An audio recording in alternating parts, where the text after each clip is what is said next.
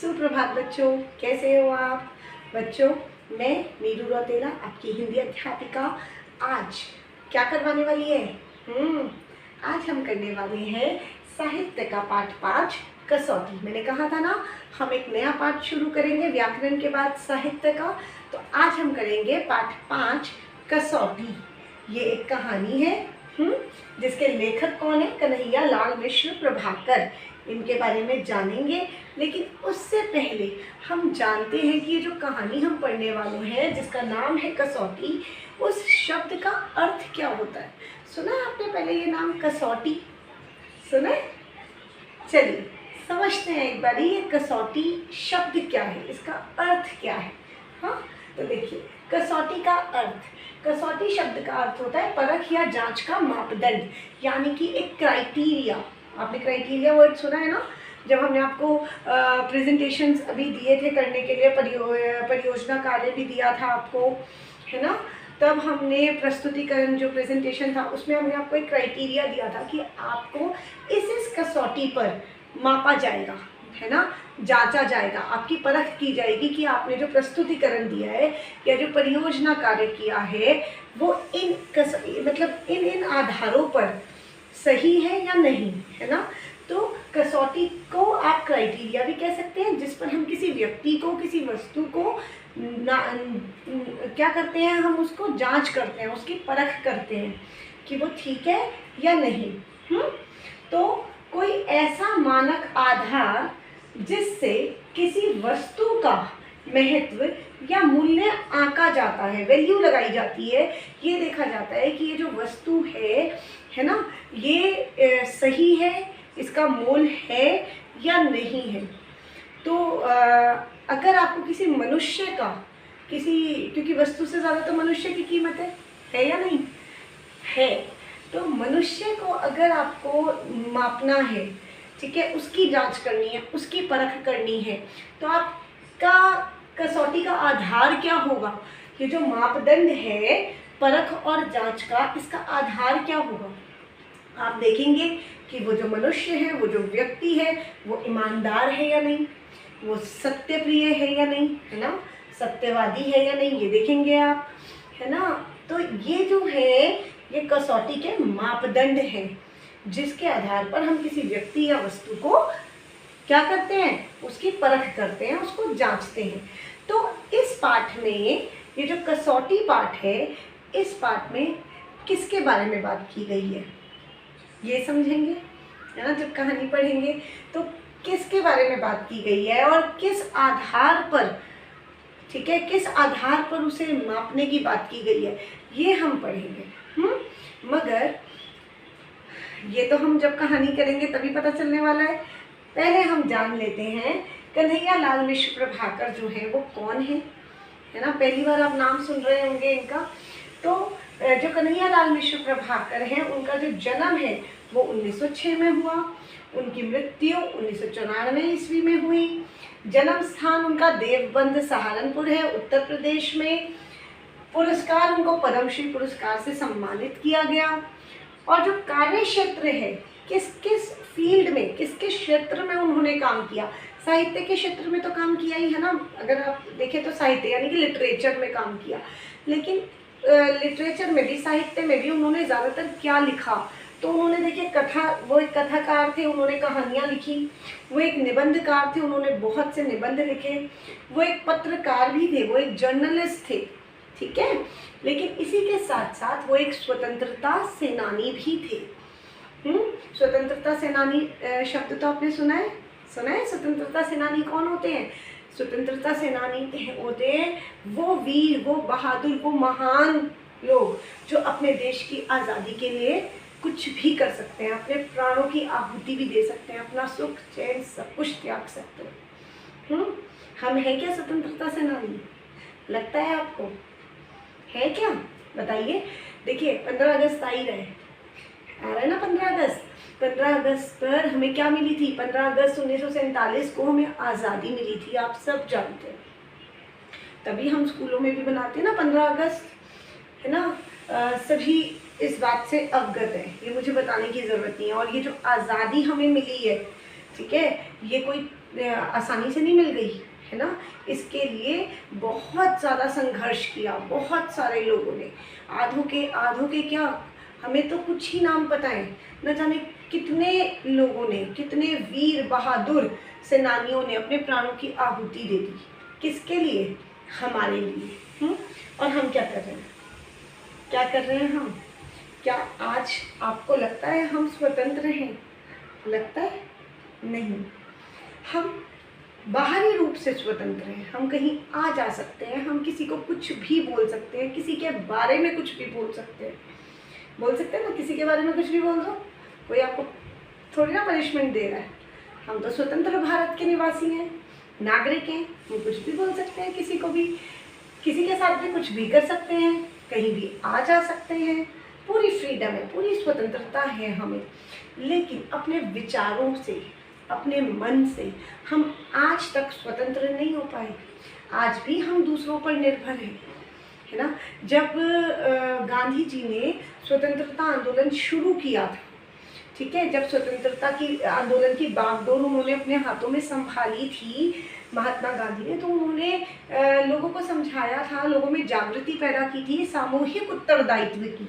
सामूहिक उत्तरदायित्व होता है कि सबका विकास करो, सबका कल्याण करो। उत्तरदायित्व मतलब होता है जिम्मेदारी, सामूहिक मतलब पूरी कम्युनिटी की, यानी कि व्यक्ति केवल अपने बारे में ना सोचे, मनुष्य को स्वार्थी नहीं होना, है ना। मनुष्य को क्या बनना चाहिए? परोपकारी होना चाहिए, उसे दयालु होना चाहिए, उसे अपने से पहले दूसरों के बारे में सोचना चाहिए, उसको ये सोचना चाहिए कि उसका विकास तभी होगा जब समाज का विकास होगा। अगर समाज पीछे है, अगर समाज पिछड़ा हुआ है ना, तो उसका विकास किसी काम का नहीं है, ठीक।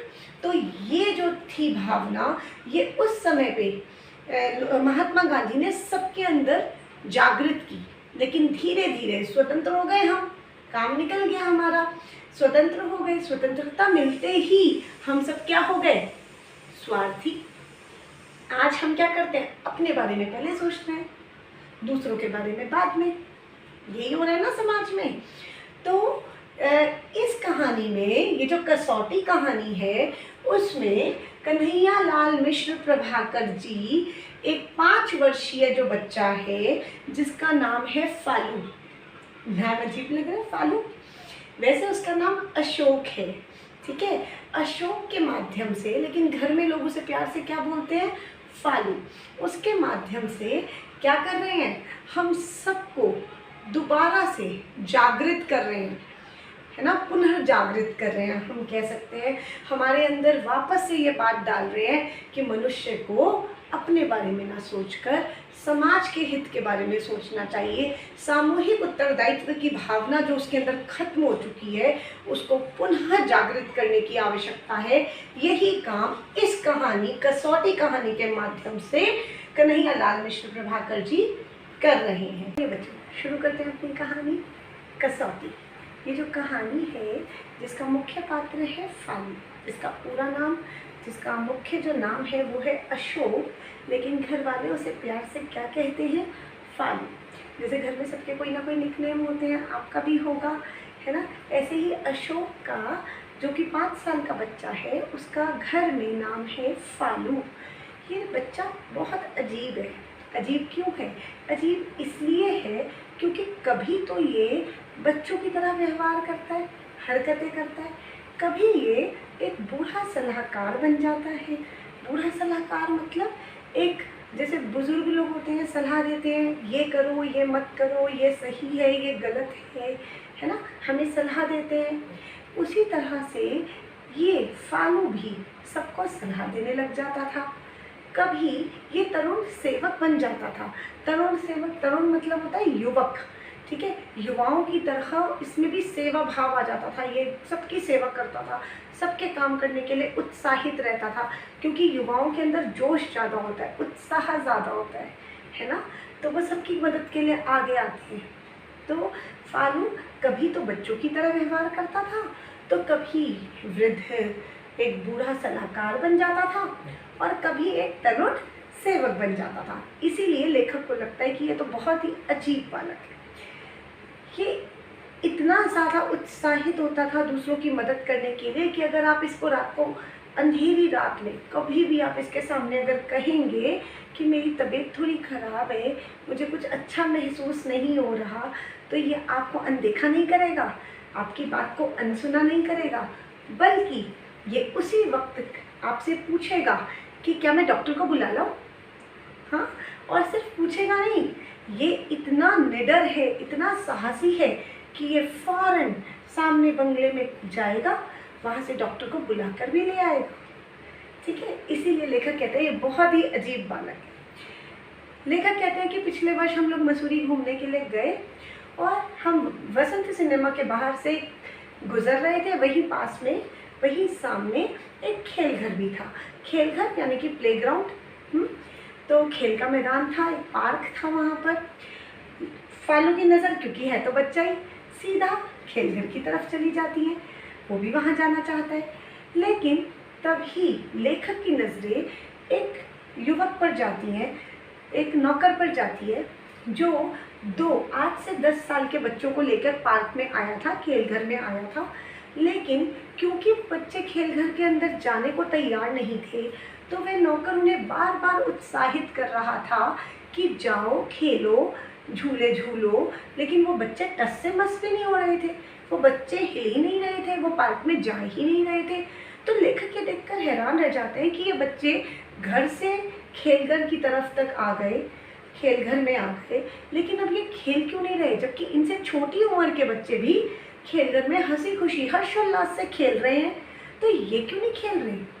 ये सोचकर लेखक ठिठक जाता है, हैरान हो जाता है कि ये जो धनी परिवार के 2 सेहतमंद तंदुरुस्त बच्चे हैं, ये आखिर खेल क्यों नहीं रहे, ये इतने डरपोक क्यों हैं।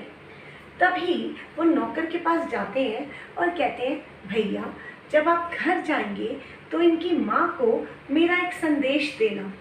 नौकर पूछता है, हाँ जी क्या संदेश देना है? तो कहते हैं, उनको मेरी तरफ से नमस्ते कहना, और साथ में उनको ये कहना कि वो माँ तो बन गई, उन्होंने बच्चों को जन्म तो दे दिया, लेकिन वह सही अर्थों में माँ नहीं बन पाई।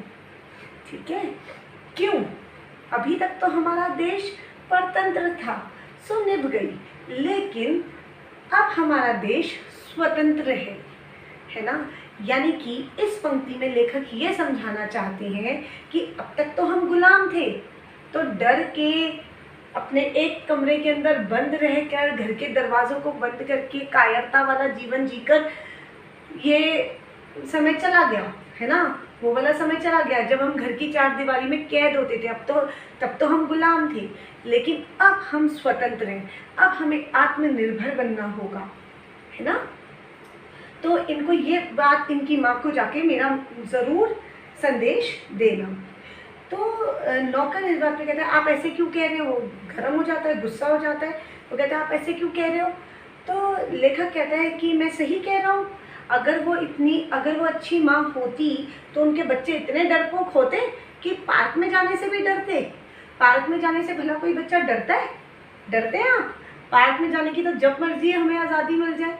आज कह दो, अभी कह दो, आप अभी मेरी क्लास छोड़ के चल देंगे, है ना। वीडियो बंद करेंगे, चलो भाई पिकनिक चल रहे हैं, घूमने चल रहे हैं। कभी कोई मना कर सकता है खेलने के लिए? नहीं कर सकता। तो कहते हैं ये बच्चे जो तंदुरुस्त है, या तो बीमार बच्चा हो, बात भी समझ में आए, लेकिन ये तंदुरुस्त है, सेहतमंद है, उसके बावजूद भी खेलघर सामने है, फिर भी ये खेलना नहीं चाहते। आखिर क्यों? इनकी माँ का फर्ज है इनको आत्मनिर्भर बनाना, निडर बनाना, साहसी बनाना। ठीक, अब तक गुजारा चल गया डरपोक रहकर, बनकर, लेकिन अब आगे आने वाले समय में गुजारा नहीं चल पाएगा। नौकर अभी भी नाराज़ होता है और कहते हैं, आप ऐसे कैसे कह सकते हैं? बच्चे तो झिझकते ही हैं, बच्चों में तो झिझक होती ही है, आपका बच्चा नहीं झिझकता क्या? तो लेखक की नज़र फालू की तरफ जाती है। फालू अभी भी खेल घर की तरफ देख रहा था, उसका मन ललचा रहा था कि किसी भी तरीके से मैं खेल घर में पहुंच जाऊं। तो लेखक उसे कहता है, फालू तुम जाओ, खेलो कूदो, हम अभी आ रहे हैं, शाम को, रात को हम तुमको ले लेंगे, वापसी में जब आएंगे तब हम तुम्हें रात को ले लेंगे। सुनते ही फालू तख्ते पे, बड़े से तख्ते पे चढ़ता है, कूदता है और खेल घर में दौड़ पड़ता है। नौकर ये देख के हैरान रह जाता है कि एक 5 साल का बच्चा ये सुनकर भी रोया नहीं कि उसके माँ बाप जा रहे हैं उसे छोड़कर और रात को आएंगे उसको लेने। वो बहुत ही आराम से खेल घर में चला गया, है ना। लेकिन वहीं 8 से 10 वर्ष के जो 2 बच्चे थे जो धनी परिवार के थे, वो वहाँ सहमे हुए से खड़े हुए थे, वो खेलना नहीं चाह रहे थे। तो जो नौकर था वो थोड़ा झिझकता है, उसे थोड़ी शर्मिंदगी महसूस होती है। ये वहाँ से चले जाते हैं। अब जब ये चले जाते हैं तो रास्ते में इन्होंने ये सोचा होता है कि 9 बजे खेल घर बंद होगा, उससे पहले पहले हम आएंगे और फालू को ले लेंगे। लेकिन रास्ते में इनका कोई परिचित इन्हें मिलता है, ये उससे बातें करने लगते हैं और उसी में इनको देर हो जाती है। वापसी आने में 9:30 बज जाते हैं। अब इनके मन में डर आता है कि पता नहीं फालू का क्या हो रहा होगा, कहीं फालू रो तो नहीं रहा होगा, और हमने तो आके बहुत बड़ी गलती की, हमें फालू को नहीं छोड़ना चाहिए था। ऐसे कुछ सवाल इनके मन में उठने लगते हैं। तो ये तेज कदमों से खेलघर की तरफ आने लगते हैं। अब आगे क्या हुआ होगा? क्या फालू वहाँ खेलघर में रो रहा होगा, या फालू खेलघर बंद हो गया, है ना, तो अंदर खेल तो रहा नहीं होगा, या फालू खेलघर के बाहर ही अपनी मस्ती में लगा होगा, या फालू के साथ कोई दुर्घटना घट गई होगी, क्या हुआ होगा, ये जानेंगे हम अपनी अगली वीडियो में। ठीक, तो तब तक के लिए आपका क्या गृह कार्य है उसे देख लेते हैं। बच्चों, देखते हैं आपका गृह कार्य। गृह कार्य में आपने क्या करना है? सबसे पहले दिनांक लिखनी है। यहाँ पर कक्षा कार्य की जगह लिखेंगे कॉपी में गृह कार्य, है ना। उसके बाद पाठ 5 कसौटी ये लिखेंगे। फिर लेखक परिचय लिखेंगे, ब्लैक पेन से हेडिंग डालेंगे लेखक परिचय। चित्र मिलेगा तो ठीक है, नहीं मिलेगा तो कोई बात नहीं। फिर आप कन्हैया लाल मिश्र प्रभाकर लेखक का नाम लिखकर उनके बारे में चाहे पॉइंट्स में या फिर एक अनुच्छेद रूप में उनका जीवन परिचय लिखेंगे। ठीक, दूसरा काम आपका है शब्दार्थ व वाक्य रचना। केवल 2 ही शब्दार्थ में आपको दे रही हूँ करने के लिए। एक कसौटी जिसका अर्थ है परख या जांच, वाक्य आपका स्वनिर्मित होगा, आप स्वयं बनाएंगे। दूसरा शब्द है झिझक, हिचकिचाहट, और वाक्य आप खुद बनाएंगे। कोई भी बच्चा वाक्य सर्वनाम शब्दों से नहीं बनाएगा, मैं, तुम, हम, इनसे वाक्य नहीं बनेंगे। फिर लघु प्रश्न केवल एक ही दे रही हूँ, ज़्यादा नहीं दे रही। आपकी किताब का पहला प्रश्न, बच्चों के खेलघर के पास लेखक ने क्या देखा? तो लेखक ने क्या देखा था? उस नौकर को देखा था जो 8-10 वर्ष के 2 तंदुरुस्त सेहतमंद बच्चों को खेलने के लिए विवश कर रहा था, जो कह रहा था खेलो जाओ, है ना, उन्हें प्रेरित कर रहा था खेलने के लिए। ये देखा, तो इसको अपने शब्दों में बना के लिखेंगे, किताबी भाषा में नहीं लिखेंगे। तो ये आपका गृह कार्य है, लेखक परिचय, शब्दार्थ व वाक्य रचना और लघु प्रश्न। क्लियर? अगर कोई भी दिक्कत परेशानी होती है आप मुझसे कमेंट बॉक्स में पूछेंगे। हाँ, और अपनी इस कहानी को हम अपनी अगली वीडियो में पूरा करेंगे। ठीक।